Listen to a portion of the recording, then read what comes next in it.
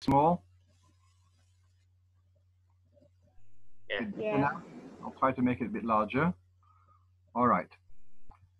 So I'm going to not do, because we started late, I'm not going to do about dikduk today. Just let's focus on this topic of Amirah Lachri. Did I do this with you? I don't think so. All right, no one's saying yes, so the answer is no. Okay. Yeah. Shtika Kohidos, that's what they say in the playground? All right. So we have a halacha that we're not allowed to ask a goy to do malacha for us on Shabbos, and that's called Amira Lנכרי Shvus, which means it's a Isur Rabbanon to ask a goy to do a malacha for us. So the word Shvus means like kind of the word of Shabbos, which means to refrain. So we have a chiyuv too, we have a mitzvah to refrain from asking a goy to do malacha for us. So Amira Lנכרי Shvus. Can any of you tell me why are we not allowed to ask a goy to do malacha for us on Shabbos? What's the reason? Because although we're not allowed to do it, we're asking something that we're not allowed to do. Yes. So you can't do it because it's also not his benefit. So he's not benefiting it. It's like you can't get someone to pay for a bus driver.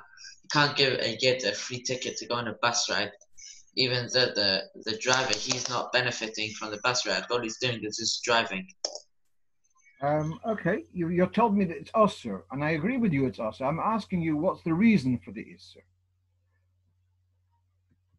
If life could have been easier, why did the Chacham make it hard? Yeah? All right, so this.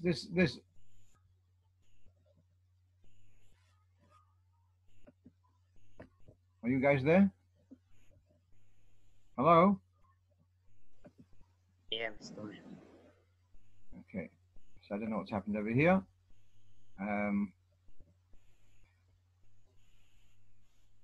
Trying to see you guys again. Oh, okay. So one reason is given of Zilzul Shabbos. Imagine if you could freely ask a goy to do work for you on Shabbos.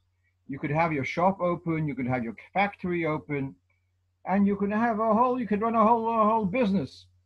And it's all going to be Amirah Lנכרי, you're not doing anything. So that would be what's called Zilzul Shabbos, which means cheapening the Shabbos. The Alter Rebbe, based upon other Rishonim, upon Rishonim, uses another term. He says it's an inyan of shlichus. And we say, yes, shlichus Lנכרי lechumra. That although the concept of shlichus is only bayid, midrabanon, we're machmir, and we say that the goy also has an inyan of shlichus, that when the goy is doing it, it's as if you're doing it yourself. That's the Alter Rebbe's explanation, that when you ask a goy to do a malacha for you, it's as if you did it yourself. Okay. So this brings us to this concept of generally, we know that something which you're not allowed to do, you're not allowed to ask a goy to do on Shabbos either. Having said that, there are a number of exceptions to this rule. Now, do you know that President Putin used to be a Shabbos goy? Yeah? Ever heard of this? The Mechutin, yeah?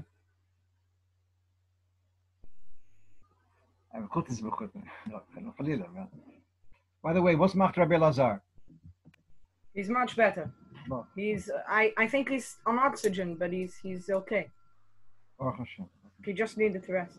You don't use oxygen? His name is Shloime Doiv Pinchas Ben. You haven't been davening for him? Okay. If you get the name, send me the name again. I saw it. I didn't write it down. Okay.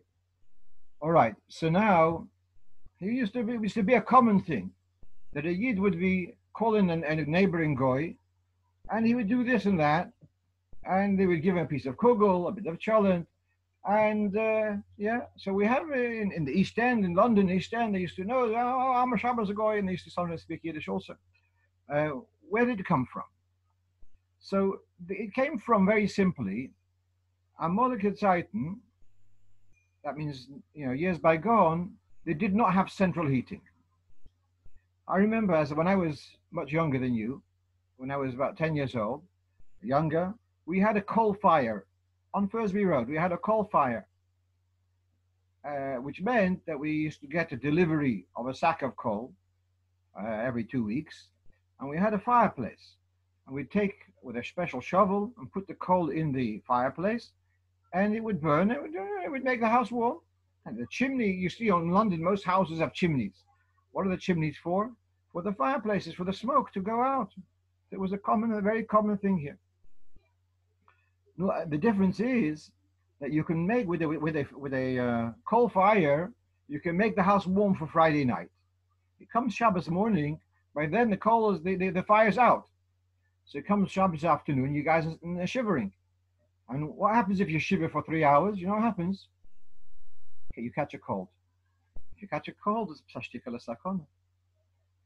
So in order to prevent people catching colds, so Amirah Lenochri was allowed. You're allowed to call in the goy to make sure that people don't catch colds. The lotion of the Gemara is hakoil choilim eitzel koir v'choim. Anybody you expose them to cold temperature for a long time, they're going to catch a cold. I'm in the middle of teaching. Can you call me later after 7? Actually, 6:45. Call right. Those are the mice. So that's how, until central heating was invented, where I remember we got a guy came in, made pipes and radiators, so then became a stable form of heating, which you don't have to start, schlepping coal and poking with pokers, etc.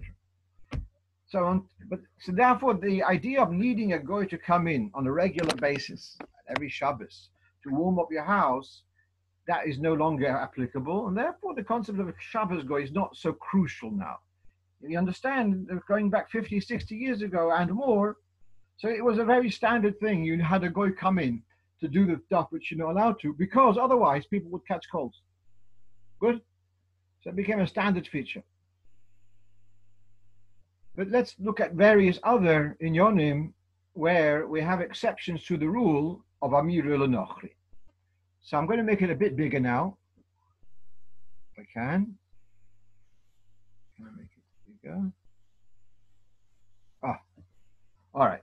So the first rule we have, in other words, these are yotzim min haklal. We've got a klal, Amirah Lenochri is osur, and we've got a few yotzim min haklal, we've got a few exceptions. One is shvus de shvus letzorech mitzvah. All right. Mendel Vogel, can you unmute yourself and tell me if you there? Run away. Mendel Vogel, tell me if you water a garden on Shabbos, what malacha is it?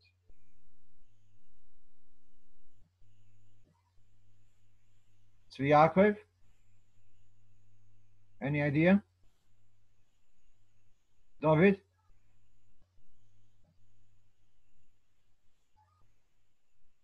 David Shvei, what malacha is it by watering a garden? Pardon? Helping the plant. What's it called in Hebrew? Zereah. Thank you. So it's a tool of Zereah.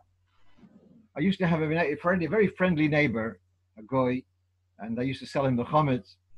Then he went gepeged, and I couldn't sell him the chametz anymore. But he used to water his garden with a hose, and he used to water over the fence also. He used to water my flowers also. I didn't ask him, yeah? So now, for me to water the garden is a melacha d'oraisa. It's a tool, but it's a melacha d'oraisa. To ask a goy to water my garden is going to be a isur d'rabbanan. So I'm not allowed to ask a goy to water the garden. Let me ask you, Yosef, if you received flowers on Shavuos, someone came along for a meal, despite the lockdown, and they came with a bouquet of flowers. Are you allowed to put the flowers in a vase of water, an American vase? No. So it's isur d'rabbanan. am I allowed to ask a goy to put the flowers in a vase of water? Yeah. I'm not sure. I'm not sure. It's a shvuz de shvuz. I'm asking a goy something which I'm not allowed to do midrabanan. To ask a goy, that's only permitted if the act is l'tzoyrich mitzvah. I'm not sure putting flowers in a vase is l'tzoyrich mitzvah. Therefore, I would not jump to that head. Yeah. We learned with Rabbi Lieberman yesterday. Go on. 2 days ago. Yeah. That if it's a Isser Midrabanan, then you're allowed to ask a guy. If you're not allowed to do it Midrabanan, then you're allowed to ask a guy. Mama's overlapping, saying the same thing. Oi, I'm saying here's the Russia. No, but he didn't really go into it so much. Okay, so you must have missed a point which he said. Shvuz the shvuz has to be l'tzoyrich mitzvah. You see where I'm pointing with the cursor? It has to be l'tzoyrich mitzvah or hefsid or l'tzoyrich gadol. Has to be where there's the reason why you're doing it is either to be able to do a mitzvah, for someone to be able to do a mitzvah, or where there's a great need or a loss. All right, so I'm going to give you a couple of examples. If you remember, we talked about carrying on Shabbos, and we spoke about carrying a living person. Yeah, to carry a child or to carry someone through the street is going to be an Isur D'Rabbanon because Chai Noises Atzmoi. Then, therefore, to wheel a child, an adult who's able to walk a bit on the street on Shabbos is an Isur D'Rabbanon. So now, what about wheeling someone? Asking a goy to wheel someone to be able to go to shul. So there we have point number one. That's rule number one, and not rule number one. This is a practical application. Number one, midrabanon, you're not allowed to carry a person through Rosh Hashanah. To ask a goy to wheel a frail person so that he should be able to go to shul. So that's shvuz the shvuz. Why? Why is it shvuz the shvuz? Because asking a goy is a shvuz. The guy is going to wheel a person who's able to walk. It shows the shvuz. So a mitzvah to go to shul is a psashtikal mitzvah, yeah? So therefore it's allowed. Let me ask you the following. Yosef Chaim. Yosef Chaim. Can you unmute yourself? Still there? Frozen? Okay. Ellie. At your house, do you have a gas stove or an electric stove? I think it's gas. Gas. Okay. If you have, okay, this is going to open the question. If you have an electric stove, how do you go about the second night of Yom Tov for lighting the candles? Where do you get fire from? We use a 3-day candle. So you don't need to because you've got a gas stove. But let's say if you wouldn't have a gas stove, you have just electric, you have a candle and you light it from the can. What happens, this is a common thing, what happens if the candle goes out? Go to someone else who has. Oh, so if you're in a Hamish area like Radlett, you go across the street and you go and ask for someone else. But if you only have goyim around, question is, on Yom Tov, are you allowed to ask a goy to strike a match so that you should be able to light candles, the covered Shabbos, the covered Yom Tov? Question here is striking a match, Yankel, striking a match on Yom Tov, is it Isur D'Rabbanan or Isur D'Oraisa? Yaakov, striking a match on Yom Tov. Yom Tov is D'Rabbanan. D'Rabbanan, Isur of Moilid, creating something new. So to strike a match on Yom Tov is Isur D'Rabbanan. Now I want to bench licht, whether it's me or my wife, it doesn't matter. A Yid wants to bench licht, doesn't have a flame, finds a guy, asks the guy, can you strike this match so that I should be able to light Shabbos, candles for Shabbos or Yom Tov? That's another example of shvus, the tzorich mitzvah, which is allowed. Yeah? But the evet, lechatchila, you don't rely on this. Lechatchila, you prepare a candle. But if the candle went out, or if you didn't forget, whatever it may be, but the evet,